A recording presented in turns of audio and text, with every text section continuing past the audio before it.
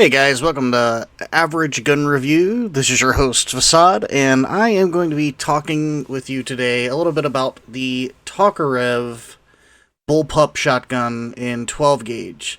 So the first thing you'll see, and something I will strive to do in every video, is show you that the gun is, first of all, safe. And by that I mean it is empty. It has no rounds in the magazine, no rounds in the chamber. And that's what I'm demonstrating for you here. I just showed you an empty round, or empty magazine, and now I'm showing you that the chamber is indeed empty. And of course, with the magazine in place, it does lock back. So during the video, I'll just be talking a little bit about it and telling you my initial opinions and just kind of giving you a review. If you'd like in the future, I can do some things like range time, get out and show you how it shoots a little bit, but the real question on the Tokarev Bullpup shotgun is, does it suck? Which is going to be the title of this video. So, does it suck?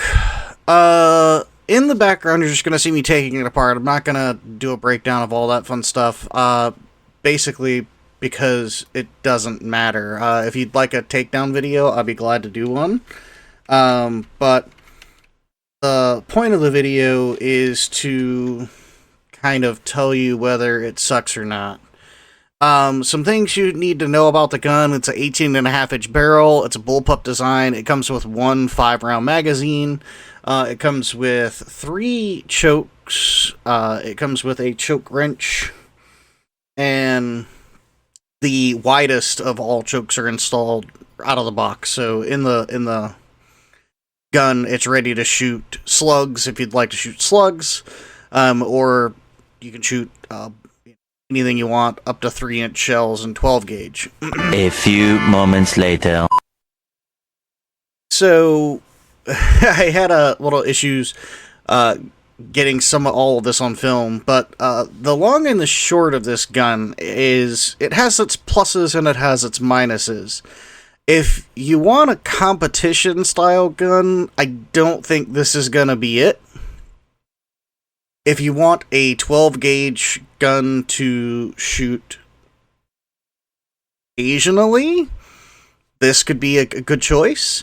If you'd like a 12 gauge to go out and shoot pretty frequently, probably wouldn't recommend it. And the main reason why is because this thing kicks like a mule. And I say that I'm a pretty big guy. You probably can tell by my arms and hands in the video. My brother-in-law and I took this out and shot it.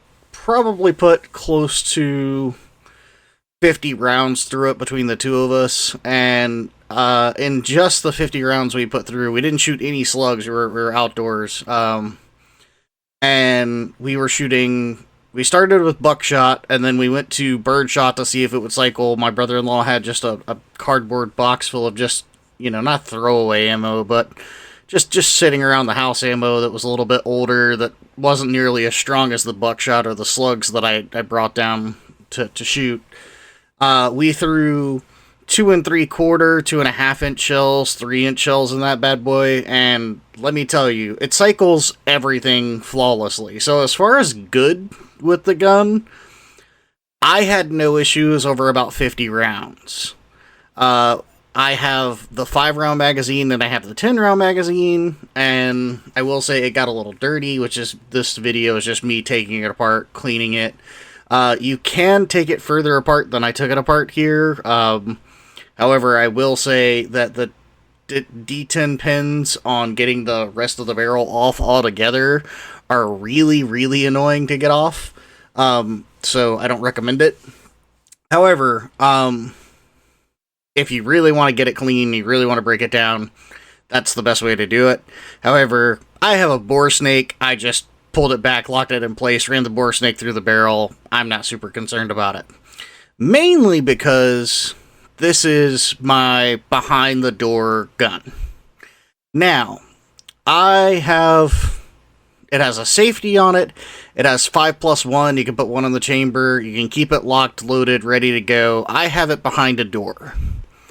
I think it makes an excellent home defense gun. And you'll see that on mine, I included just a cheapo laser flashlight combo. I don't really intend on using the laser. It's not going to be very handy at the distance I would be shooting it, because I would just be shooting it from where it is to if someone were to break into my house, and I'd be using double-aught buck, which means that I don't really have to aim, and I have 6 rounds, so on the really off chance that I miss something the first time, I have 5 that I could follow up with. I also have a 10-round magazine. I'm not going to keep that behind the door. I keep it nearby and loaded, but I mean, at that point, if you can't hit somebody with 6 shots and you need to go to a 10-round magazine with buckshot, double-aught buckshot with a 12-gauge shotgun, you need to go out and get lessons and see a professional, go to a range where they offer classes, because you've obviously never shot or fired a firearm before. So the good that I mentioned, it cycled everything flawlessly. The bad is that it literally bruised my brother-in-law's shoulder. So if you're not used to shooting shotguns, or if you're a little on the lighter side, and by that I mean I'm a bigger guy. I'm slightly overweight, not slightly. I'm overweight. I'll just say it. But I'm overweight. If you're a thinner person and you don't have a lot of mass or bulk to you, you're not a very strong person, probably not a great idea to get out here and start blasting off, buckshot or slugs on this guy, because it's probably going to bruise your shoulder or worse. I mean, it could even dislocate your shoulder if you were to get really crazy with it. I decided, out of sheer willpower and hatred to myself, to take 5 rounds of buckshot and just blast them through this as fast as it would go, just to make sure it would cycle them. And the good news is it did. The cons are, on top of it kicking like a mule, it's cheap. It feels cheap. It feels like it might come apart on you. The lower and the upper come apart pretty easily, and it's all polymer, so it feels like it's just gonna fall apart. The welds on the barrel aren't the best I've ever seen. However, I don't think they would cause any problems, as long as you don't have like a squib load or something like that. The padding for the butt of the shotgun, which you see I'm taking off or putting back on now, not very heavy duty, and the sights are just atrocious. You get some cheap plastic flip-up sights that kind of resemble the Magpul M-Bus sights, but worse. They just flip up. They don't, they have some room for adjustment, but they're really inaccurate. They don't do a whole lot there. And then it's just not, it doesn't feel like something like the Benelli M4, which I've shot, and I used to own. So it just feels a little bit cheaper, and there's nothing wrong with that. So the question is, what are you going to be doing with it? Obviously, this is not a gun you're going to go out and hunt with.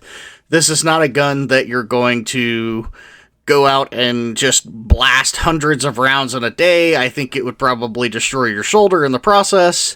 However, if you're looking for a cheap gun, a cheap shotgun that's semi-automatic, that just kind of has that cool factor that you're going to keep behind a door like I'm doing, or that you're going to use for home defense, and you don't want to break an arm and a leg or spin an arm and a leg on a shotgun or another firearm for home defense, and you want something with a safety, this is not a terrible option.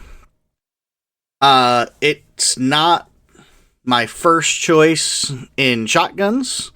It's not my first choice in necessarily even home defense, because I have a pistol closer to my bed than the shotgun is to my door. And it has a light and a laser that are dead accurate, and that I have shot hundreds and hundreds, if not thousands of times, over and over again, that I'm so familiar with that I could take it apart with my eyes closed. But is it a good option for a entry-level gun user that's familiar with guns, but that isn't, they're not an avid gun person like I am? Absolutely. I bought mine. It was $299. If you look on the Tokarev website right now, this exact setup looks like it's selling for like $319. You'll probably see it for like the $299 mark. And again, it comes with that one magazine, comes with the 3 chokes, the choke wrench. One other neat little thing that I'm putting in right now, that is your pin to pull the slide back. It's reversible, so you can put it on either side. You can put it left side or right side. My plan with this guy is to eventually just add a vertical foregrip to it. I have a cheap one in the mail on the way right now. I'm not going to spend a lot of money on an expensive foregrip for it. Not going to spend a lot of money on a sight or laser for it, which is why I have a cheap one up there. Both the light and the laser on this guy flash.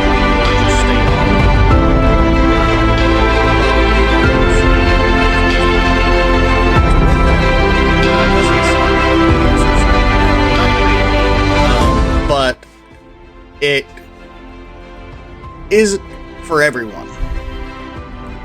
And it's not my first choice in shotgun. So I would take it with a grain of salt. Get out if you enjoy, shooting. And always remember to stay safe, stay informed, and stay practicing. Because that is a good way to ensure that if something were to happen and you're present, that you can handle the situation appropriately. Hope you have a great day, guys. Thank you so much for watching, and I hope you enjoy my videos. If you do, please leave a like and subscribe.